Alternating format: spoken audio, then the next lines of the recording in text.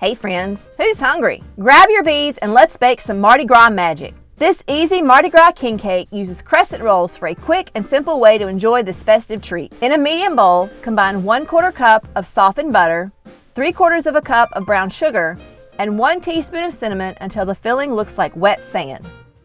Line a baking pan with foil or parchment paper and spray with cooking spray. Open 2 cans of crescent roll dough. Separate the dough into squares and lay the squares end to end. You will have 2 rows of dough. Pinch together any seams. Spread half the filling down the center of one row.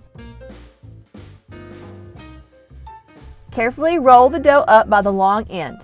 Repeat with the second row of dough. You will end up with 2 rolls. Carefully twist the 2 rolls together to form a rope. Bring the ends together to form a ring.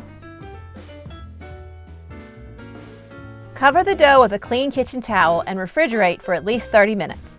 Then bake the cake for 15 to 20 minutes until the dough is golden brown. Allow the cake to cool completely.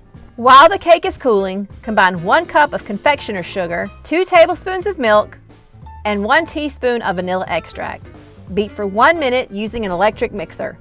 Just before icing the cake, carefully hide a plastic baby somewhere inside the cake. Spread the icing over the top of the cake, letting it drip down over the sides.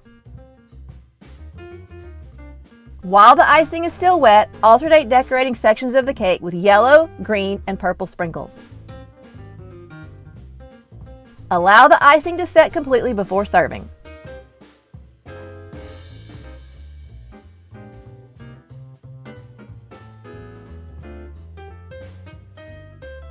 Looking for more recipes? Watch my next video and be sure to subscribe to my channel.